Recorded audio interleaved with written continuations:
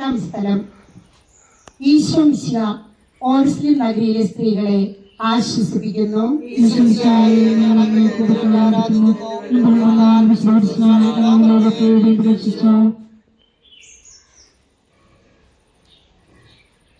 ഓർസ്ലത്തിന്റെ തെരുവുകൾ ശബ്ദമാനമായി.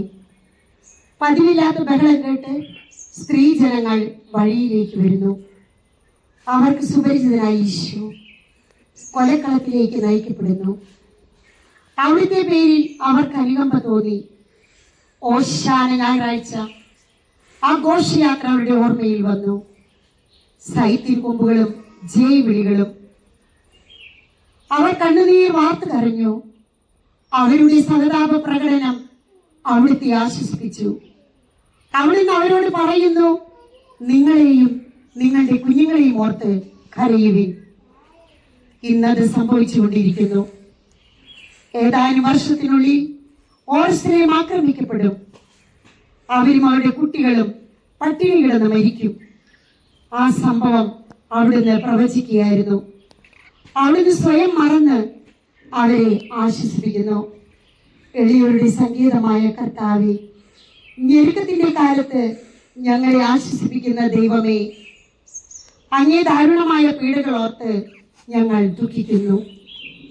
ഈ കാലഘട്ടത്തിൽ ഞങ്ങളുടെ കുടുംബങ്ങളിലും ഞങ്ങളിലും അനുഭവപ്പെട്ടുകൊണ്ടിരിക്കുന്ന എല്ലാ ദുരിതങ്ങളും സംഘർഷങ്ങളും വേദനകളും തിക്ത അനുഭവങ്ങളും മരിച്ചാൽ മതിയായിരുന്ന ചിന്തകളും എല്ലാം കർത്താവെ, ഈ ലോകത്തിന്റെ ദേവന്റെ ശബ്ദമാണ് എല്ലാവരും കേൾക്കുന്നത്.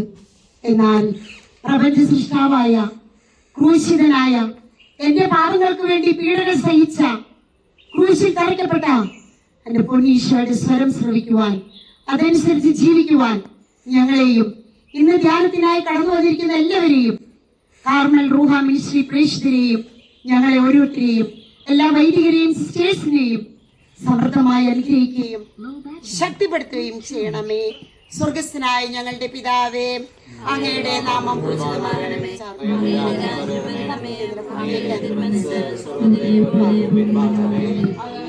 വേണ്ട ആഹാരം ഇന്ന് ഞങ്ങൾക്ക് തരണമേ. ഞങ്ങളോട് തെറ്റ് ചെയ്യുന്നവരോട് ഞങ്ങൾ ക്ഷമിക്കുന്ന പോലെ ഞങ്ങളുടെ തെറ്റുകൾ ഞങ്ങളോട് ക്ഷമിക്കണമേ.